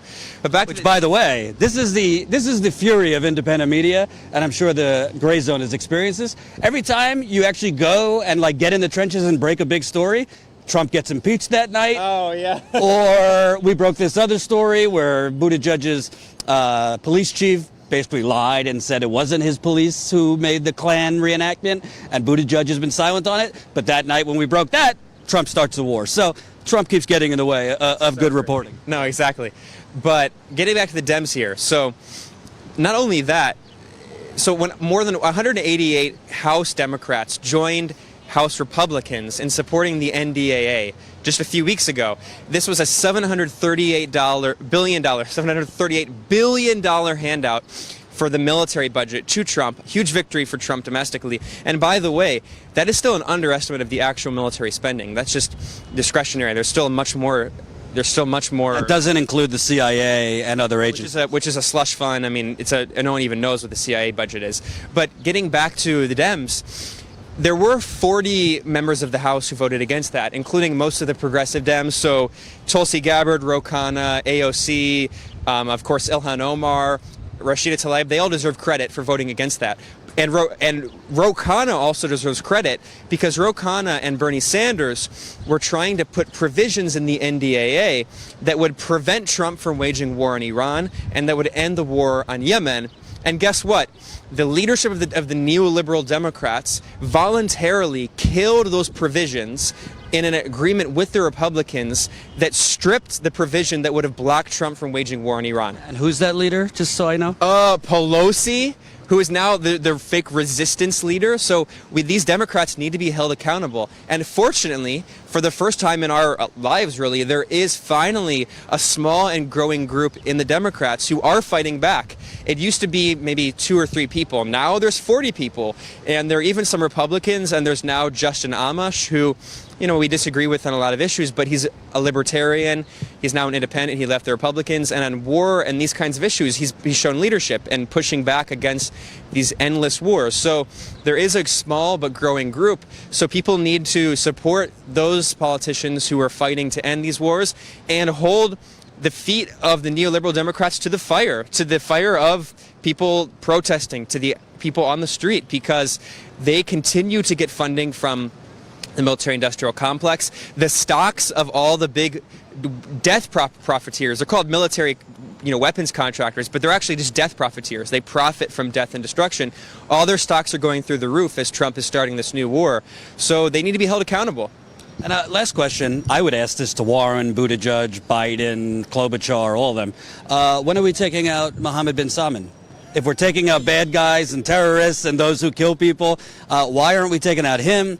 The leader in the Philippines who is just killing political dissidents. You were just in Colombia reporting. What is the standard for who's a terrorist and who we should take out? That's a great question. The U.S. just backed a fascist coup in Bolivia, and they're murdering and rounding up protesters and dissidents and elected politicians. So, by the way, I should add, I think burning the Amazon is also terrorism because you're going to destroy the planet, so let's throw Bolsonaro in there. Yeah, that's ecocidal terrorism against the entire global population, 7 billion people. But by the way, we should also be talking about, speaking of terrorism, U.S. allies supported ISIS. Saudi Arabia supported ISIS. That's not my opinion. A 2014 Hillary Clinton email released by WikiLeaks showed that U.S. intelligence knew Saudi Arabia and Qatar were supporting ISIS. Turkey supported ISIS too. Turkey had an open border allowing ISIS to cross into Syria. These are the U.S. allies. They're not our allies as the American people. They're the allies of the national security state, of the military-industrial complex, of imperialism. And actually, they're the ones who empowered ISIS and al-Qaeda. And Iran, regardless of what you think about its internal politics, you can criticize its internal politics, but externally, Iran, it's an objective fact that Iran's foreign policy is actually fighting terrorism, where the U.S. is encouraging terrorism. Right now in Syria, the U.S. is shielding al-Qaeda's largest affiliate since 9/11 in Idlib, Syria. The U.S. is preventing Syria from retaking that territory. And in Yemen, the U.S., Saudi Arabia, and the UAE are allied with and supporting al-Qaeda. And there have been reports by CNN, of all places, acknowledging that U.S. weapons ended up in the hands of al-Qaeda in Yemen because Saudi Arabia and the UAE took those weapons from the U.S. and gave them to al-Qaeda. Meanwhile, Iran, regardless of what you think about its internal politics, Iran is fighting al-Qaeda, and Iran militarily defeated ISIS. And now, not just Iran is under attack, Iraq is under attack yet again, because the U.S. attack against Qasem Soleimani also killed Abu Mahdi al-Muhandis, who was a top commander in the Iraqi military, who is the head of Popular Mobilization Forces, which are forces that are backed by the Iraqi state, and they also fought and defeated ISIS. And he is a war hero inside Iraq because he helped defeat ISIS. So the U.S. is killing foreign military commanders. The U.S. just declared war on Iran and Iraq, and now the Iraqi parliament is having a vote this weekend to kick out the U.S. military occupiers. So Trump. Wait, they've had in Iraq. They've had enough of us spreading democracy there. Exactly. I mean, believe it or not, the U.S. has been waging war in Iraq not just since 2003, but since 1990. And believe it or not, the U.S. is not popular in Iraq. The Iraqi people are tired of having war after war going on inside their country, and they want the U.S. out. So Trump continues to expand these endless bipartisan wars. We need a politician who is going to speak out against these wars. And unfortunately, the only people doing that are these small, largely fringe candidates, but Bernie Sanders could actually be the next president, and he's been speaking out. So it's good to see he, Tulsi Gabbard, Ro Khanna, these figures, they are becoming more prominent, and they should be supported. And I just want to point out, you would know this, but I'm a Bernie guy. I like Tulsi, but there's some things that concern me. This is why they have done what they've done to Tulsi. This is why they made her a Russian asset, and, basically she's a darling of the alt-right and all this stuff, because as dangerous as Bernie is, and they go after Bernie plenty, they don't want somebody talking, they don't want the words regime change mentioned on a debate stage. So Tulsi obviously has gotten it quite heavy. There are some things that bother me, but overall, I think her voice is great and really, really welcome, particularly on the debate stages and just in galvanizing young people and more people into the process. But the media and the politicians, this is why they have tried to basically wrap around her head being, a Russian asset. That's exactly right. And of course, no one's perfect. Tulsi's got her issues, but on war and regime change, she's been an important voice speaking out against this ridiculous, endless regime change war, military-industrial complex obsession that is not only destabilizing entire regions of the world, leading to millions of deaths of people in the Middle East, but also costing trillions of dollars. And people say we can't have, how are we going to pay for universal health care? How are we going to pay for a war in Iran? How are we going to pay for another war in Iraq? So she's been good. And also Bernie has really stepped up. He's been very impressive. And of all of the major candidates right now, Bernie is the only one who can be counted on to at least speak out against war. Elizabeth Warren she supported Trump's economic war on Venezuela, supported the sanctions of Venezuela. Her statement was pretty awful. Voted for the $715 billion budget. Of course. The only reason she didn't vote for this one is she wasn't there. Neither was Bernie. Several of the candidates weren't there for the vote. But Warren voted last year for $715 billion. So. And Biden, people need to keep in mind, and actually Bernie needs to take this moment now. He needs to pivot and start attacking Biden more and more. Because You've been watching Status Coup?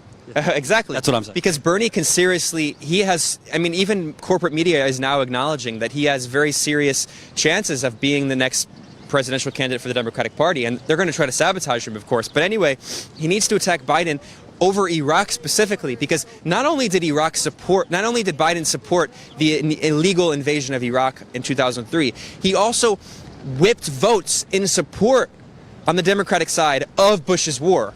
So Biden went out of his way to pressure other members of the Democratic Party to support this illegal invasion, this criminal act of war against the Iraqi people. And of course, Buttigieg is, just completely in the pocket of the national security state. I also want to point out on Biden, not only did he support it, but he said, I gave Bush my vote because he promised to send inspectors in.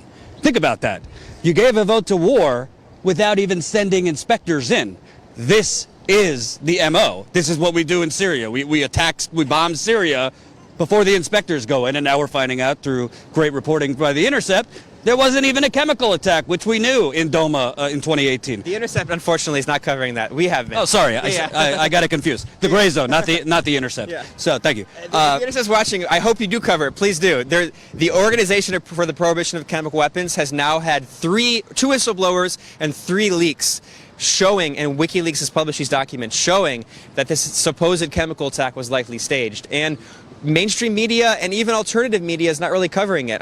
You all have been giving a platform, and we have been, but it's been unfortunate. Jimmy Dore has too. Yeah. Jimmy's a little, Jimmy sent me a nasty text because I said something bad about Tulsi Gabbard, so I guess I'm on his naughty list Jimmy, now. we love you. Yeah, we do love We're Jimmy. all on the same team. Right. Jimmy, if you don't agree with him 100%, occasionally gets a little upset. But I love him, and I appreciate it. I'd love to come on your show again.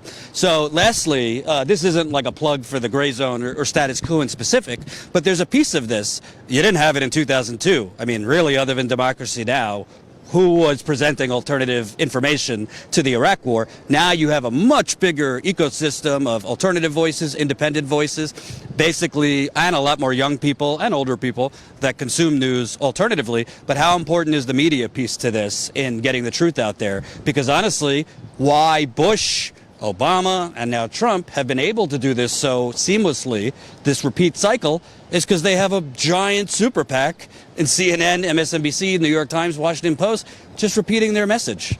I mean, the corporate media propaganda right now is just so extreme. I'm sure you saw NBC refer to Soleimani as the world's #1 bad guy. That is so crazy. Again, Soleimani is a war hero in Iran with an 82% approval rating who helped defeat ISIS. Regardless of what you think about Iran's internal politics, this guy helped defeat ISIS.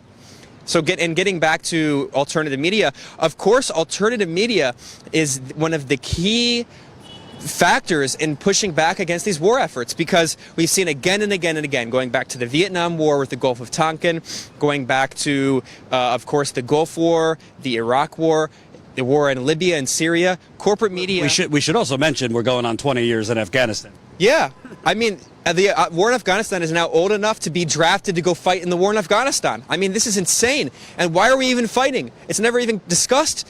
It's just like an invisible war, and thousands of Afghans are being killed every year, and there's no discussion of it.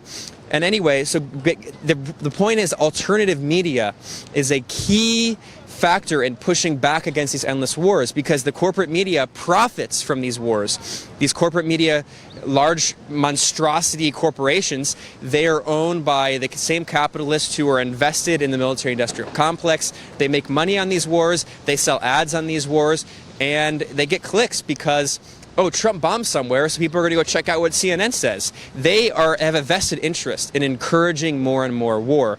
The only way we're going to get the word out there against war, exposing these pro-war lies, exposing this warmongering, is through alternative media, through social media. So that's why Status Coup is important, what we're doing at the Gray Zone. We're trying to do the best we can, and we've got to continue growing. And I want to add, this is why it's so important, because if there aren't more alternative media, there's going to be more Julian Assanges put in jail. His extradition hearing is next month. Chelsea Manning is still in jail. God knows in what conditions. They are, at least Obama's administration was somewhat smart enough not to break all sorts of laws and arrest Julian Assange, the Chelsea Mannings.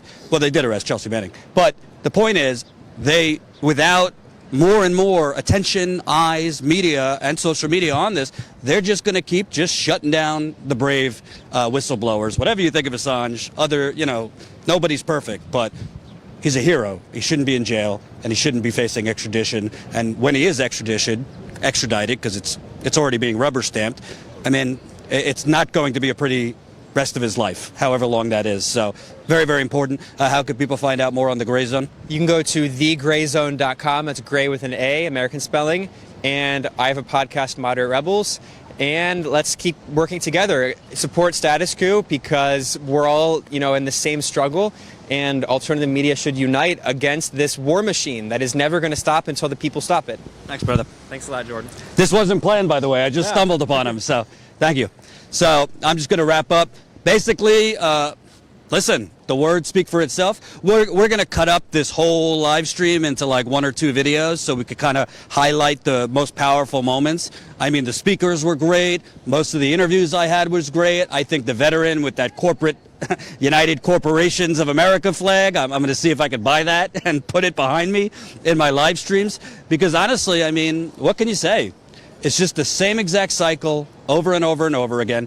And I think Congresswoman Alexandria Ocasio-Cortez said it very well. Google AOC on Chris Cuomo's show on CNN. Why is it the only time we ask how are we going to pay for it is for things for poor people and working people and vulnerable people? We're not asking how are we going to, I have not heard one outlet say, well, how are we going to pay for this war in Iran? And, you know, if we go to war with Iran, you think Syria is just going to go to sleep? Syria and Iran. You think Russia's going to go to sleep? We're not just going to war with Iran. I don't think I'm being hyperbolic or dramatic to say that this could be a multi-country war. Hopefully not World War III.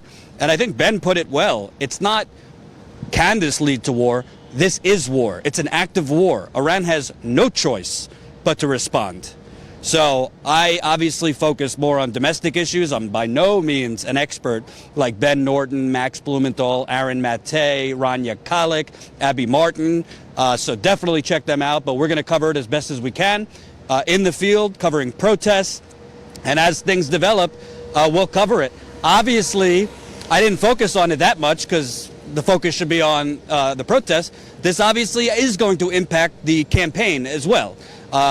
Joe Biden is now going to be under the microscope even more for his disastrous, not just voting for Iraq, but as Ben Norton just described to you, helping Bush get it through, helping whip the votes. Joe Biden, months after we launched the war in Iraq, when it was already a giant cluster, I guess we've already been demonetized, clusterfuck, he was pushing it even further. There's video of that, months after we went to war in Iraq.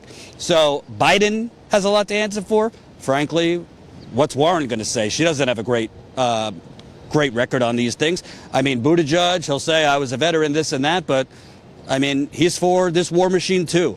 And frankly, you just heard it. Nancy Pelosi took out a provision in the defense authorization bill that Bernie Sanders and Ro Khanna put in to block Trump from doing exactly what he just did. That's called an accomplice to the crime. That's what that is. So thank you so much for watching. Real quick, I don't know how many people are watching. I've been yelled at for looking at my phone, so I'm not looking at my phone. By the way, when I am looking at my phone, it's to make sure the audio is working. And also, when I'm in the field, I'm generally booking all the interviews while doing interviews. I don't have a producer, so I'm not trying to be rude if I'm looking at my phone. It's to make sure the audio is working, to send out the video on social media, and all those things. So, bottom line, support us however you can. If you can sign up as a member, this is how we fund the reporting. Jamal behind the camera, got to be paid. I need to eat. Marcus is in Iowa for us right now for several weeks covering the Iowa caucus. He just confronted Amy Klobuchar last night. Wait for that video. Did you know Amy Klobuchar took $1,000 from the prosecutor who put the Central Park 5 behind bars? The only reason she gave the money back is because she got caught. But The Guardian caught her, and then Marcus confronted her last night. We're going to post that video tomorrow. A Biden supporter just in an interview with Marcus. She was a nice lady, but used the term colored people with Marcus. So that was, I would say, interesting. But this is the kind of voter, it's the Biden voter. They might not be consciously racist, but they're kind of subconsciously racist. She also talked about how Social Security is her number one issue when Marcus pointed out Biden has called for cutting Social Security at least 3 to 5 times. She said, no, that's not true. It's the same mentality of the Trump supporter. You give them facts, they say, no, that's not true. And why are they so misinformed? Because they're watching CNN and MSNBC. That's why it's so important for us to be out in the field to get the truth out, because we're not only watched by progressives. There are neoliberals that trickle in. And this getting in the trenches in Iowa, I'll be going to New Hampshire too. Getting in the trenches, giving the microphone to the people, it's so important. It does make an impact, but it isn't cheap. I mean, it's costing us to have Marcus there between $2,000 and $3,000. My trip to South Bend that I just took to expose Mayor CIA, Pete Buttigieg, cost us over $3,000. Me to go up to New Hampshire, as much as we're going to in the next few weeks. It's not cheap. We have no corporate sponsors. You are funding us. So if you've been on the fence, you can become a member for as low as $5 a month. Statuscoup.com/join. We will see you. I don't think I'm going live tomorrow, so I'll be back Monday. Thanks for watching. Peace out.